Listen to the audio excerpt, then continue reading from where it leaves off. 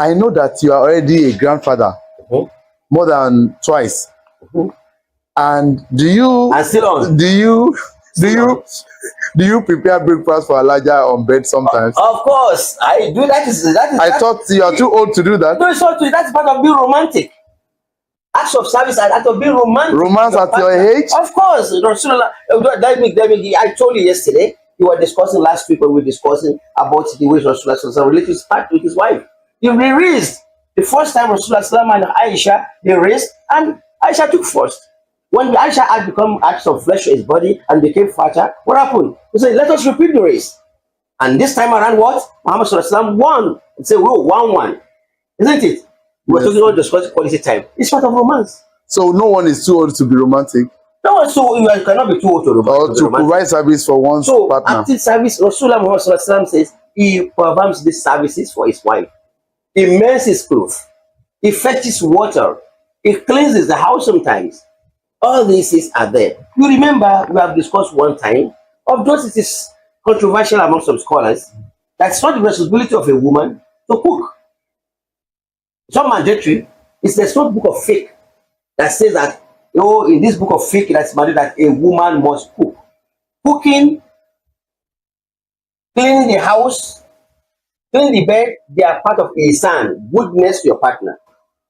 You have your basic responsibility to your partner. Similarly, a man to us is basic to his wife. So all these other ones, we are doing them was to enhance the love and affection between us. So this is called acts of service. And the Muslim says, "Khairukum, khairukum lihalihi." The best of you is the best of his family. The best of you is best of his family. Always be there, ready to render services to his wife, render service to his her husband. Now, and apart from like what we said about helping in the home and all that, are there other forms of acts of service that a man or a woman can render to his or her partner? There are. Actually, in all aspects of life, there must be an act of service. And that is it. Even the family, his brother, his sister, or his parents, they have issues. And they need support. Going there to support them, it is not your responsibility. If your husband's father is sick, or your wife's mother is sick, it is not your responsibility as a wife or husband to do it. Your responsibility is to take care of my father. Our responsibility is to take care of our father and our mother. If our father is sick, our mother is sick, if I now what is it? Let's just take one of this. I'm doing what? I'm doing an act of service to help her to lift some of our burdens, our own obligation, to leave this burden on her. Allah has never said that it's my responsibility to take care of my father's my wife's parents. Allah has never said it's a responsibility to take care of my parents. It is my responsibility to take care of my own parents. It's my responsibility to take care of our own parents. However, because I want to lighten her burden, or she wants to lighten my burden, she asks me to take care of my father or take care of my mother when they are sick. That is called acts of service. And this will increase what? The emotional balance. Emotional balance between the two of us. Increase our emotional balance between the two of us. So it is that. And remember, Allah subhanahu wa ta'ala has told us in the Quran, I think it's Surah Tawbah, Allah says, وَالْمُؤْمِنُونَ وَالْمُؤْمِنَاتِ بَعْدُهُمْ أَوْلِيَاءُ بَعْدٍ. That's a believer male and a believer female. Both of them, each part of them, what? They are awliya ba'd. They are supporters of each other. How do they do that? Because acts of service in Islam, it is not absolute. It is relative to what is right. You cannot help your wife on what is wrong, on evil. Oh, because my wife likes, opening her hair, opening her chest, or dressing this way. That is against Islam. I can't be doing acts of service together. What am I doing? You are the one that is paying back your best fast. Whatever I'm doing is only to assist you. To make it easy. Get the word for that. But I'm encouraging you, simplifying it for you, making it for you to be able to fulfill your responsibility. It's part of act of service. Allah has told us again in Quran 5, ayah 2, تعاونوا البر والتقوى ولا تعاونوا على الإثم والعدوان. Help each other in righteousness and piety, and not on sin and transgression. So all this, all of this count for act of service, assisting our wives in making things, making coffee, cleaning the house, mending the clothes, fetching waters, carrying the babies when it's crying, or do some of these kind of things. They are all acts of service to ensure, oh, she has some assignment in the work, in the office. They give some assignment, go and do this, start on this. Okay, don't worry, I will help you look for some materials on it. The material I've got it for somebody is not responsible to do for material for you. You are the one that wants to get promotion, but I want for materials for you to do it. It's called what? Act of service. What to help to ease or to help bear some of the burdens. So all kind of things are called acts of service. They are so numerous, and they must be there between couples. Don't forget, all these things are like we are planting something. They are going to grow. Like we are paying into a certain account. Paying to a certain account, so you are increasing your emotional balance. If there's, for instance, a dispute between you, we're going to look at what Rasulullah said. We'll talk about the Sunan. The Nawafil. What did he say? He said, when you do your prayers, your 5 daily prayers, salat, you do it. And the day of resurrection, when it is being checked, and you see that, oh, there are some deformities in it.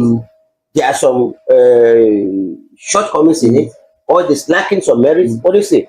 Oh, this guy has stressful. Let us bring this. Does it have any Nawafil? You look at it now, okay. Use them to amend it. So the same thing at this act of service. They are the one to do, to make up for the shortcomings in your obligations. So this is what act of service actually stand for. Now. I want to briefly corroborate what you have said here. I once read a particular book. The title of the book was "Roman Starts from the Kitchen." From the kitchen, yes. I'm sure yes. And the book basically explains that in order for the woman to be able to be romantic, the husband should relieve some of the things that put stress that stresses her during the day. For instance, now the man must not add unnecessarily to the burden to her. Then some of the burdens that she bears, for instance, now if he can, probably the woman is not around, help clean the house, remove the things that have been dropped all over the place. By the time she comes, because the work that is inside the house alone is enough to keep anybody. But if it is relieved, it helps her relieve. When she comes, the stress, that is the negative stress that comes with trying to do all these things, will not add to it. It makes it easy for her to even find the husband appealing. Beyond that, you see, like we have said, you are increasing the emotional balance. Because the moment you have done that, Allah even have said in the Quran, when it says, that you still take them any. The third law, acts of service. Your wife or your husband, that will not be appealing to him. It's not compulsory everybody will love it. Some people don't want to do that, or doesn't even notice. If you do, he doesn't even notice, doesn't even count it. That's all. So that means that will not do. That will not catch up. That one will do it. No catch up. Which one catch up? You go feel look. What that talk catch up? This one I walk. You walk no catch up. Cause maybe what will catch up. If what no catch up, maybe time will catch up. If time no catch up, we will discuss next week, inshallah. We talk of act of gifts. Maybe that gift can catch up. If you don't have maybe that romance will catch up. So all these are called love languages. One or the other will influence the other. Appealing to. That's why we call it universal. It's not compulsory that what we're talking about appeals. It will not appeal to you. Other one will appeal to you. So when you understand all this, we now study ourselves. Which one appeals to my partner more? Which one appeals for him more? So we have the common denominator. Then we work on it. We pray to Almighty Allah to make this to be beneficial to me and you, and as Allah to accept from me and you as a lot of ibadah, and Allah make it to actually work on our homes and makes our home to be more appealing, to be more peaceful, to be more harmonious, to be more receptive, to be filled with tranquility, be able to have this sakina, the tranquility that is meant by marriages. We ask Allah to bless us in Nigeria, to bring us peace and harmony and tranquility, to help our leaders and to relieve us of all the bodies that are on each of us. Assalamu alaikum wa rahmatullahi wa barakatuh. Wa alaikum assalam wa rahmatullahi wa barakatuh. Àtúpẹ́lọ́dọ̀ Ọlọ́run ọba, nǹkan tí bàbá wọn bá sọ láti bẹ̀rẹ̀ láti ọ̀sẹ̀ méjì sẹ́yìn, èyí ló jẹ́ ọ̀sẹ̀ kẹta lórí èdè ìfẹ́ tí wọ́n bá wa sọ̀rọ̀ lórí ẹ̀. Èdè ìfẹ́ ó bọ́ sí ọ̀nà márùn-ún. Ìkíní, òun náà ni ọ̀rọ̀ tí a fi ń yini lọ́gọ̀ọ́ tó ń pè ní words of affirmation. Ìkejì, òun ni èdè àkókò ṣe. Ìkẹta, òun ni èdè ẹ̀bùn ṣe. Ìkẹrin ni ìfarasìn ṣe. Àti ìkarùn-ún, òun ni alákàlàkànra wọn, òun ni tí wọ́n pè ní physical touch. Wọ́n ti bá a sọ̀rọ̀ lórí ìta fi ń yini lọ́gọ̀ọ́, wọ́n ti bá a sọ̀rọ̀ lórí ìta fi ń lo àkókò. Ìta wa tó ń bá wa sọ̀rọ̀ lọ́wọ́ lórí ẹ̀ lénìí, òun ni àfarasìn tí a pè ní acts of service. Ẹ ṣeun, ọpẹ́ ní fọ́lọ́run ọba. Tọ́lọ́run ní kí ẹ tún bá wa yànnàná ìgbéyàwó, gbólóhùn náà ló bẹ̀rẹ̀, ọ̀rọ̀ náà ló ṣáájú. Mo nífẹ̀ẹ́ rẹ, mo nífẹ̀ẹ́ mi, ọ̀rọ̀ ló ṣáájú. Ọ̀rọ̀ yìí wà gbọ́dọ̀ kúrò nínú ilé láàrin ọkọ láyà. So àwọn èdè yìí tá a wá fi ń bára wa sọ oríṣiríṣi. Èdè tẹ́lómíì gbọ́ ọ̀tọ̀, ó ṣe jẹ́ pé èdè oríṣiríṣi, tí Yorùbá wà, tí Ìgbò wà, táwùsá wà, tóyìnbó wà, tí Faransé wà, lédè oríṣiríṣi tó ká kú gbọ́ síra wọn. Bẹ́ẹ̀ náà ni ìfẹ́ náà ṣe ní èdè oríṣiríṣi tá à ń sọ síra wa. Ní èdè tèmi gbọ́ yé, àwa méjì lè jẹ́ ká máa yọ èdè gbọ́ Gẹ̀ẹ́sì, tí òyìn tó bá sọ̀rọ̀ sí tí ó bá gbọ́ Gẹ̀ẹ́sì yé, mo kàn ń sọ̀rọ̀ lásán ni, kò gbọ́ tí mò ń sọ. Bí wọ́n bá jẹ́ Haúsá ni tí mò ń sọ, bá tí yàn díjú ní òkùnkùn ni.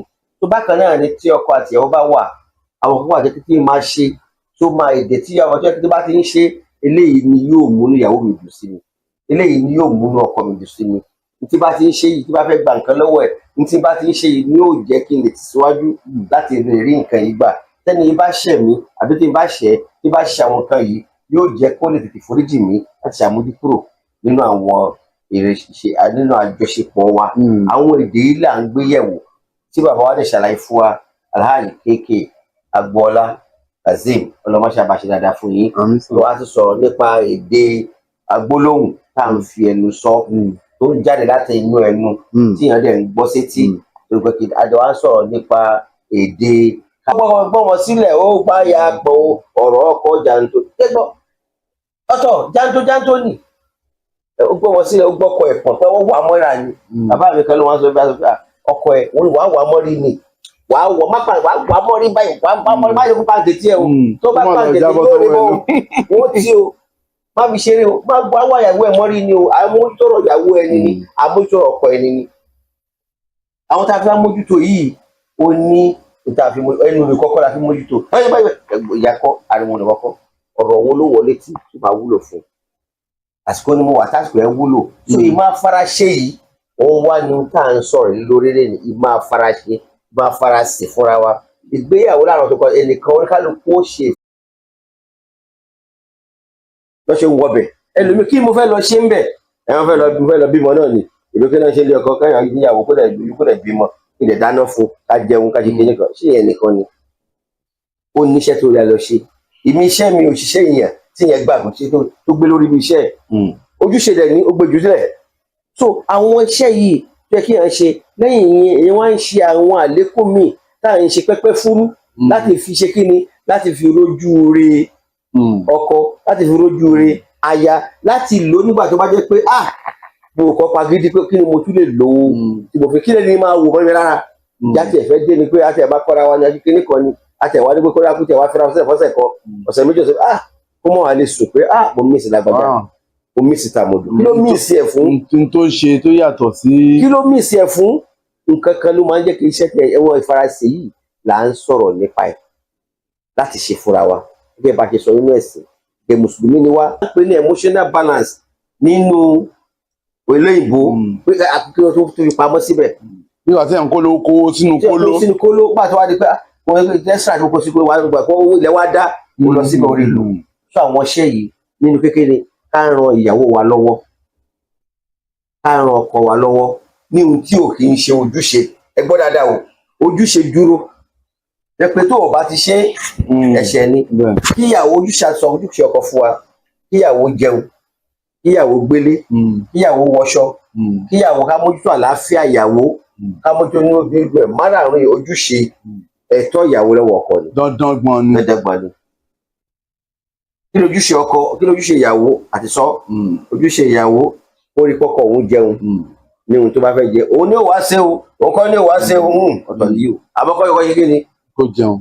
ó fi ṣe kó dà pé ọkọ o mo ní ìdí pé mo fẹ́ bá ìyàwó mi lájọṣepọ̀ o ó wà ń bẹ láti fún torí kò sẹ́lẹ̀ tó lè fún bí tọ́kùnrin fi tóbìnrin fi yàtọ̀ sọ́kùnrin nìyẹn kò sẹ́lómi tó lè ṣe kí ni tó lè fún bàbá ìyá ò lè fún àǹtí ò lè fún ìwọ nìkan ló ní ìbálòpọ̀ lọ́wọ́ owó ìyàwó nìkan ló ní kò sẹ́lómi tó lè fún yẹn tó bá ti ṣe ó ti ṣe ẹlẹ́ṣẹ̀ nìyẹn ojúṣe ẹ̀ ni kó má jáde lọ síbi kan láì gbàṣẹ lọ́wọ́ ẹ̀ kó má jẹ́ kẹ́nìkan tó wọlé ẹ̀ lájẹ kó pàṣẹ gbogbo ẹgbẹ́ tó ní kó nífẹ̀ẹ́ sí kó ní pé ó ń bọ̀ àṣírí ọkọ ẹ̀ gbogbo àwọn mẹ́fẹ̀ẹ̀fà yìí ojúṣe ni. tìyàwó sọ́kọ bọ́kọ náà ṣe ní títí ẹ̀ sí tí obìnrin bá kọ̀ tí ó bá ṣe gbogbo yẹn yóò jìyà wájú Ọlọ́run. ó ti dẹ̀ṣẹ̀. lẹ́yìn àwọn eléyìí wá ń kọ́. àwọn ènìyàn àkàrà ń kọ́ àwọn tá a fi ń kún abára rẹ̀ sí ọjà tó bá ti máa gba tágolẹ̀ ẹ̀ sídìí kí la máa ń béèrè ẹ fi ẹni sí ẹni fi sí díẹ̀ tó fi sí yẹn nígbà tá a bá délé aṣọ alákọ̀ọ́rí ìtẹ̀ ti tẹ́ndì tẹ́lẹ̀tẹ́lẹ̀ lẹ́gẹ̀ẹ́rì yẹn yóò jẹ́ pé Ọlọ́run ní kí n gba ẹni yìí sí níjẹ́ kó fi gbé orúkọ ẹ̀ àníbò àmọ́ sọ̀rọ̀ tó bá ti dúró àlẹ́ kíá mọ̀ Ọlọ́run bá wo ìrun ní kálukú wa ó ti wo ìrun ìrun yẹn ní kùdìẹ̀kùdìẹ̀ nù ẹ lọ wo tó ní náfìlà àwọn ọmọ ẹyọ náfìlà méjì kó tó ká ilá ọmọ mẹ́rin kó tó ká ilá ó máa yan méjì lẹ́yìn alásáré àbẹ fọmọ alásáré ó máa yan méjì lẹ́yìn mọ́gíríbì ó máa yan mẹ́ta lẹ́ṣà ẹ lọ bá a kó wa. ó ṣe sì sákàrà rẹ̀ ó ṣe sákàrà rẹ̀ yíyẹ bá fi ṣe kí ni kálẹ̀ mọ́ kẹ́kẹ́ òdòdó àwọn iṣẹ́ báyìí tá à ń ṣe fúnra wa ló máa ń jẹ́gbà tí oṣù tílẹ̀ bá fẹ́ dá ìṣòro bá fẹ́ wá dé wọ́n sọ̀rọ̀ ẹni dá tí ò dá fún ọkọ ẹ̀ ní wọ́n sọ̀rọ̀ tí ò dá fún ìyàwó ẹ̀ ní táwọn ẹ̀fẹ́ dàkàrí irú òun inú máa wá rò pé ìkíní ṣe lè tó àmọ́ tó ṣe yìí. n téèyàn lè wò mọ́ lára. tó lè wò mọ́ lára àwọn eléyìí ìràṣẹ́lẹ̀. yìí ṣàṣẹ bá. àtọ̀ sàmì sí. ọkọ ìyàwó kátẹ́bẹ́ẹ̀dì ká tún lè ṣe lóòótọ́ ojúṣe ìyàwó ni àmúwádé ìyàwó ẹ̀ náà. mo mọ̀ pé yóò ti rẹ̀ ọkọ tó. ó ti rẹ̀ kó tó dé o ìrẹ̀ kó sílẹ̀. ọmọ ẹ̀ ń sunkún ni ó ṣe kínní ó wà kíchìn ni ó fọmọ lọ́yàn èmi náà ti wọ kíchìn lọ mo ti bẹ́ẹ̀ gbé kaná àmọ́ ti bẹ́ẹ̀ wọ́ ọmọ ọbẹ̀ mo ti bẹ́ẹ̀ gbé jáde nínú freezer mo ti bẹ́ẹ̀ gbé sínú microwave báwọn eléyìí ó rọrùn àbọ̀ ń bọ̀ láti ibi iṣẹ́ náà ni Ọlọ́run sọ pé ó nà lè bá sùn lẹ́kùn wà á tún bá sùn láwọn aṣọ ọ̀bùra ni wọ́n jẹ́ fún yín ìṣọ̀bùra ni wọ́n jẹ́ fún.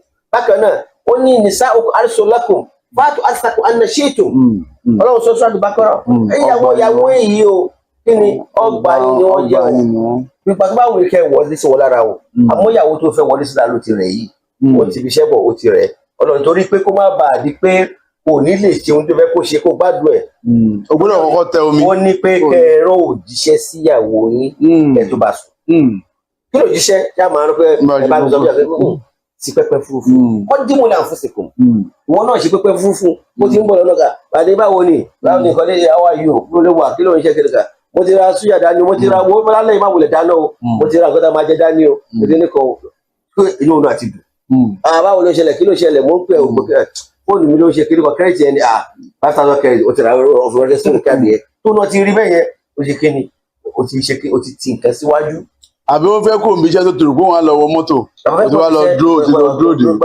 o ti wá bá láti gbé ẹ ọmọ àdúrà pẹ̀ nígbà àwọn eléyìí à ń ṣe act of service nìyẹn nǹkan tí yẹn ń fi ara dà láti fi ṣe kíni láti múnú ìkejì ẹ̀ dùn tí yẹn ń fara dà tó ń fara ṣe láti mú kíni láti mú èdè ní èdè ìfẹ́ ni ẹgbẹ́ tó láti sọ́ba ó ti jẹ́ pé ó gbọ́ yé yóò sì máa jẹ́ kí ìṣẹ́ kí ni kí ìfẹ́ kó lékún ní àárín wọn náà ẹ fẹ́ sọ̀rọ̀ bẹ́ẹ̀ ni. bí ìgbà tí wọn kó sínú kóló bẹ́ẹ̀ ni kó lè rí yọrí tẹ̀ omi là á kọ́ tẹ̀ ká tó tẹ̀rìn ojú là á kọ́ tẹ̀ ká tó tẹ́ ní àbí àbáyíṣà wọ́n di kí ni ojú là á kọ́ tẹ̀ ká tó tẹ́ ní ẹni kọ́ ló kankan o fẹ́ tẹ́ ni ẹnikẹ́ni tó fẹ́ tẹ́ ni fún lójú ẹ̀ lé ló ti jẹun lójú kí ni kò wá ní kó tẹ́ ni. ara ò lè gbé alágbó ò lè tutù alágbó kò gbẹ síbẹ̀ ni ẹ kò máa ṣe ra ilé ṣe sílẹ̀ bẹ́ẹ̀ ni wọ́n kò lè gbádùn ẹ̀ àmọ́ tó wá ní kí wọ́n tẹ́jú sílẹ̀ tẹ́tẹ́ tára ti balẹ̀ bá tẹ́ nígbà yẹn ẹni yóò ṣe é ṣe fún mi yóò ṣe yorùbá ní kárí ni lókèrè ayé ẹni sí ó yóò ní ojú oúnjẹ lọ ó bọ́ sí ìwọ̀n ẹgbẹ́ ọkọ̀ ọ̀dẹ́ bẹ́ẹ̀ so àwọn eléyìí ó ṣe pàtàkì torí pé gbogbo tá à ń ṣe yìí gẹ́gẹ́ bí ilé wa mùsùlùmí ni wá gbogbo tá a bá dẹ̀ ń ṣe à ń ṣe ní ìkọ́ṣe ànábì wa Muhammad sallallahu alaihi wasallam, à ń ṣe láti fi rójú rí Ọlọ́run ọba ní. Ìbájọṣepọ̀ láàrin ọkọ àtìyàwó ìjọsìn ni, kì í ṣe àṣà, ló fi yàtọ̀ sí tàwọn tó kọ. Àwọn mìíràn fẹ́yàwó ló tọ́ ṣe dáadáa síra wọn, àmọ́ tí wọ́n yàtọ̀ torí pé à ń ṣe gẹ́gẹ́ bí tọ́lọ́run ọba wa ní ká ṣe, ìkú wọn ń ṣe àwa náà ń ṣe kọ́. À ń ṣe torí pé bá a ṣe ń ṣe yìí a fi ń rí ojú rí Ọlọ́run ọba wa sí. À ń ṣe torí pé bá a ṣe ń ṣe yìí